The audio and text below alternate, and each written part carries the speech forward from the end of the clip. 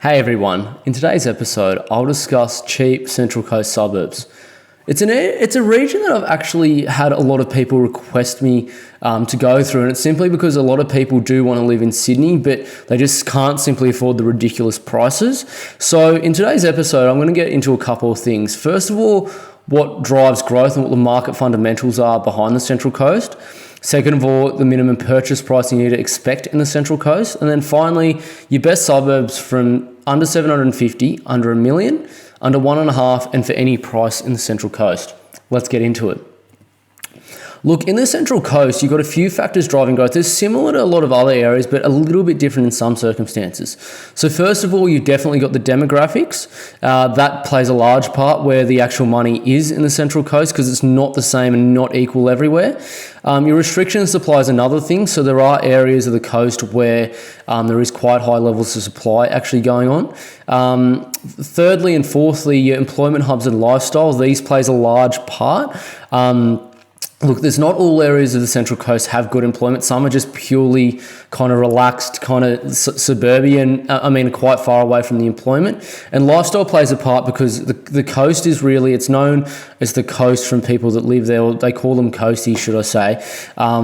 Generally, the people all want to live by the water. So whether that's the lakes, whether that's the beaches, particularly the beaches are pretty popular. And that goes in with the access to facilities because a lot of facilities are actually in these main suburbs where everyone sort of wants to go.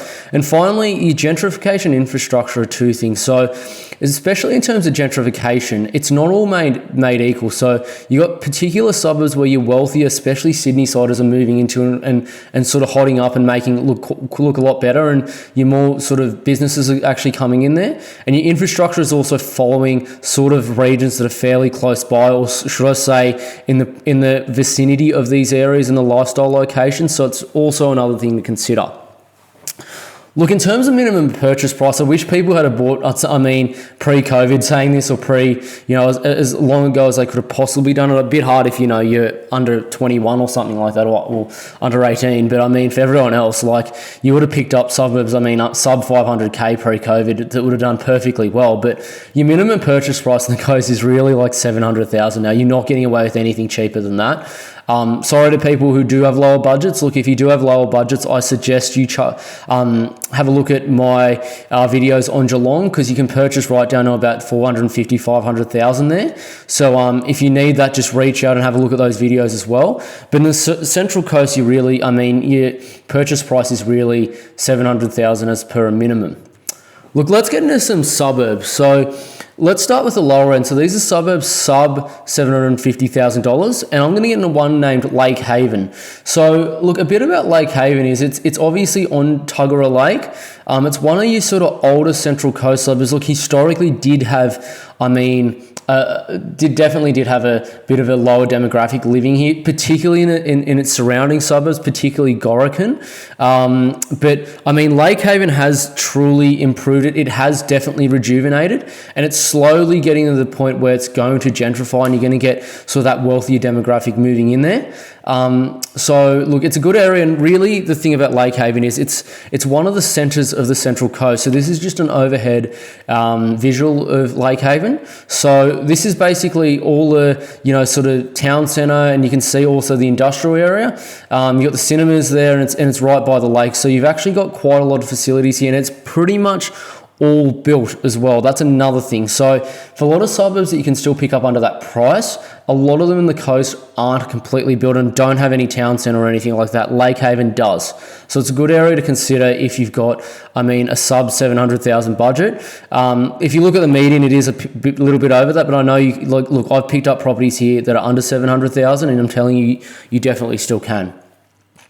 Look, another suburb, I mentioned this in the past and I'll mention it again, is a suburb called Canwall. Look, Canwall is it's a suburb that really most properties are about 800 or more, but you do pick up the odd one that is under or at about that $700,000 mark. Look, it's a little bit further south towards Sydney of Lake Haven, but Canwall is basically entirely basically low density residential suburbs, basically all houses, and it's all again set supply. So you don't have any more real subdivisions really going on there. You do have some houses being subdivided and put into duplexes, but you're not going to get sort of your whole massive new estates built there or anything like that. And you got your little village again, like I said here. But your biggest thing about Canmore, really, it's your actual future. It's close to your future employment hub. So Canmore, to give you an idea, it's basically between, like I said, Lake Haven and Tuggerah. So you can see your Wyong and Tuggerah sort of employment hubs right there. So it's near all your employment hubs, and it's actually like right on Tuggerah Lake as well. So you got some more expensive properties there simply fronting the lake that drag the suburb median up.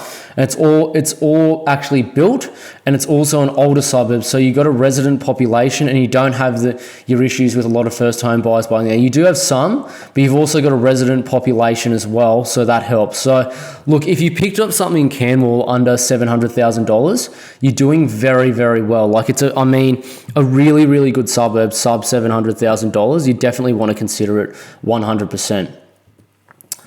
Look, let's get into under $1 million, and it's actually a really hard price to sort of give everyone, and simply because there's not many suburbs that are really good under $1 million either. I know we've gone under 750 there, but I mean, you are definitely sacrificing capital growth for that. But you know, you're not at this $1 million mark. When I say sacrificing capital growth, you'll probably get, 6.5% to 8% maybe in those suburbs that are sub 750. But for $1 million, like East Gosford's one of the best suburbs you could definitely buy. You get really good capital growth there, definitely. And it's right near the Gosford, centre. And, you can just see it here fronting Brisbane Water. It's actually on a nice, fairly flat plain as well. East Gosford. It does have obviously the Central Coast actual highway going through it, but don't stress about that. You obviously don't buy on the main road, but definitely consider East Gosford, and it's mainly because its location is very good. So you're like a minute or two from Gosford CBD, which is obviously a main employment hub of the area. You're very close to Erina Fair, which is an area that a lot of people like going shopping and just for lifestyle things. A lot of people like walking along the Brisbane waterfront there as well. You're not far from Terrigal, Wamberal, Avoca and all those other areas. You just go down the main roads east of there and you basically get to them. So look, really good location. You're still picking it up, a touch under $1 million. You saw your $900,000 to $1 million mark. So definitely a suburb to consider there. Another suburb you probably should consider is a suburb called Long Jetty. And look, it's obviously called Long Jetty for a reason. It's because of the Long Jetty that is actually there. And you can see it right here. Great suburb, right by the lake, right by Shelley Beach as well. Look, if you look at the median online, it is above $1 million, but you're still picking them up, late 900s, definitely, in some pockets. Be a little bit careful, though, of where you look in Long Jetty, just simply because some of the parts, especially near the lake, do flood, and there is some parts as well that you probably should avoid too. But particularly your Shelley Beach side, your Blue Bay to Woon Bay side, that's a really good area to buy, especially Southern Mill. Blue Bay and Shelley Beach are like $1.5 million minimum to get into. So you're doing very well to pick these sorts of suburbs up. So definitely consider Long Jetty if you've got up to about $1 million budget, and reach out as well, because I know where to buy here. Don't do it blindly. You need to be a bit careful with that. Look, let's go to your sort of top end. So that's your $1.5 million and under. And a suburb I'm going to mention here is Terrigal. Most people know where Terrigal is and what it is. It's pretty much your heart of the Central Coast. Beautiful, beachfront, really good shops, really well known, one of your older suburbs there. As I said, it's the heart of the Central Coast. And, here's just an article off Domain saying why many Sydney-siders are moving to Terrigal on the Central Coast. And it's a beachfront place, but it has jobs. It's not far from the Gosford CBD. There's plenty there for everyone. It's a really, really, really good location. You can't really go wrong there. It's a really, really good location. Let's go to another one, and that suburb is Bateau Bay. Look, for a lot of coasties or people that know the coast, they'll probably have a big dig at me. And you can pick up Bateau Bay for, almost at just over $1 million, like a flat mill to about 1.1 quite easily. And when I say Bateau Bay, do not buy in the public housing area, because up on the hill to the western side of Bateau Bay, there's a lot of public housing. So do not touch a house there. You'll see them sub $1 million, but the reason they are sub $1 million is because they are literally amongst basically the Bronx of the Central Coast. So do not buy there. But really, Bateau Bay, it's a beautiful like coastal suburb, again, all built fronts the ocean. And it's really cheap amongst the suburbs that are around it. So as I said, you've got, a coastal front suburb right next to Foresters Beach and Shelley Beach that are like $1.5 million each, as you can see here. But Bateau Bay, you're picking up for 1 to 1.1. So it's really cheap for where it is. So definitely consider that like a really, really good suburb. Really, really good area as well. Like you're right by the beach, especially if you're in the right pocket, you're close to all the employment hubs. You're not far from Terrigal or Gosford, and you're also not far either from your sort of Tuggerah area, which all have jobs, which is good. You're about anywhere from about 15 to about half an hour, depending on the time of day or traffic that you have. The entrance also has a few jobs as well, and you're only about 10 or so minutes from there. So pretty good place to buy. So definitely consider Bateau Bay as well. Let's get in your top end. So this is your $1.5 million plus range in the Central Coast. And the suburb I'm going to mention is Avoca Beach. So I don't think it needs really any introduction. Beautiful suburb right by the coast. This is what it looks like in terms of an overhead. And you can see obviously the beach, the lake, and just kind of the town centre. Really, really nice location. Terrigal is obviously to this side of it. But really, really good location. You can't go wrong buying there.